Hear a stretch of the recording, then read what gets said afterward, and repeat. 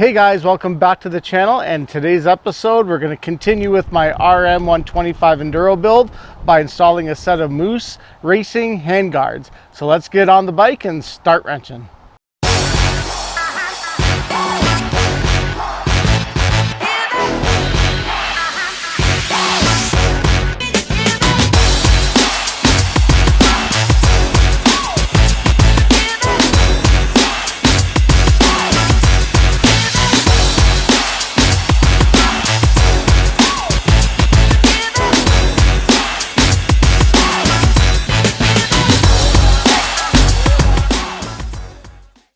Well guys, thanks for joining in on the channel again. Today we're going to continue on with my RM125 Enduro build, but first I'd like to give a shout out to Shift Gears Drink Beers, who sent me some of awesome swag that he has for sale. I'll link his description and his YouTube channel up here on this episode of Soupy Socks Enduro.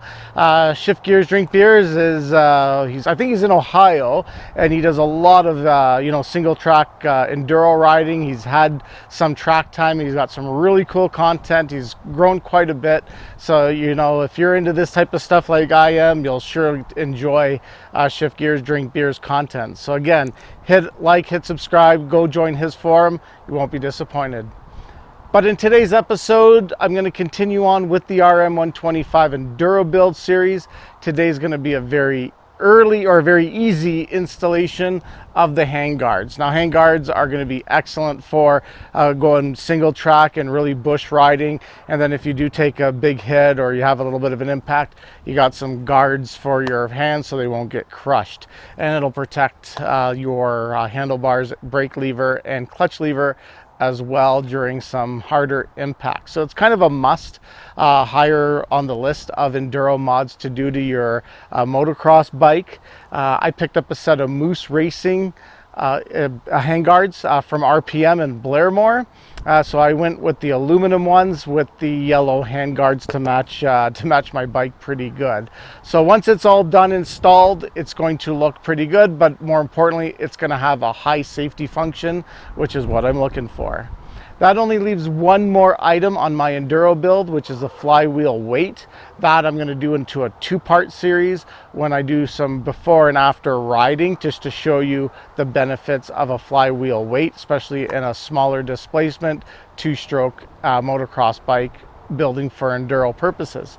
So guys, if you're new around here, hit like, hit subscribe. Let's go jump on. It's not going to be a really how-to video.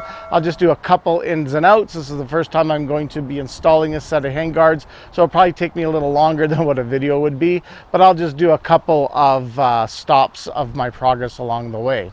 So I'm going to jump on it now, and we'll catch you in a few minutes.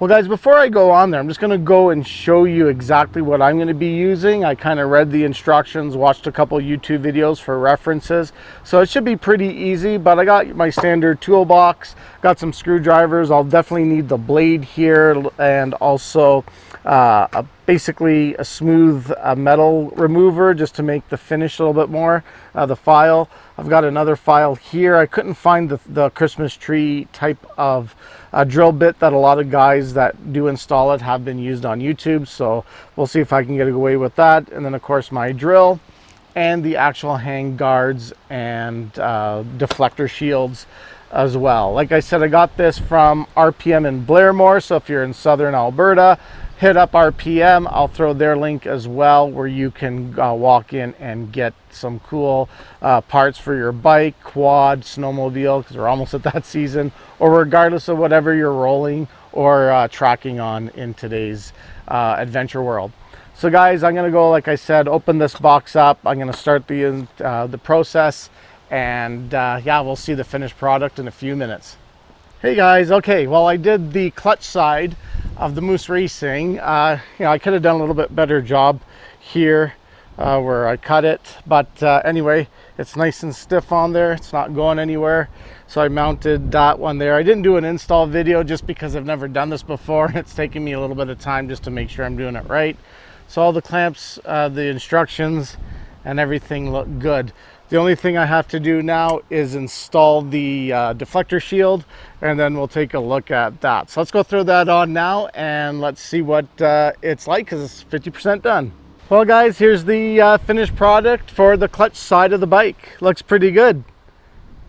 The fitment is excellent.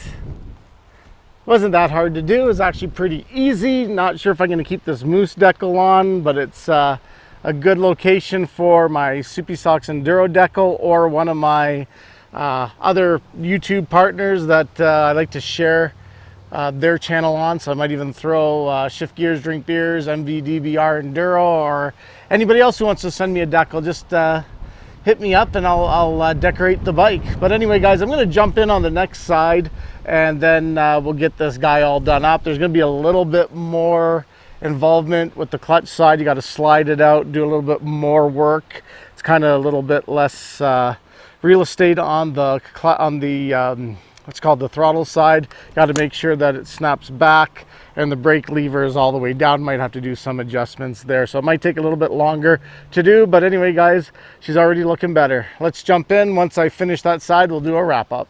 Well guys, that was actually pretty easy install. I didn't do a step-by-step. I was taking my time, didn't want to make a long-winded video, which I normally do when I do the install videos, but everything is nice and tight.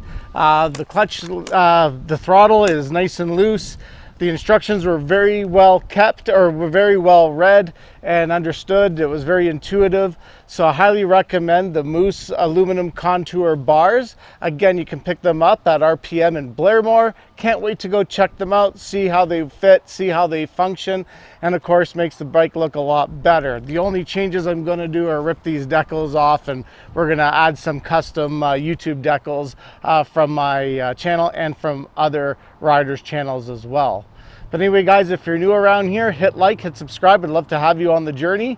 Again, this is the RM125 Enduro build for my 2003 RM125. So the next episodes, we're going to go just basically a walk around what I've done, just to recap it. And there's just one more modification left other than setting the suspension.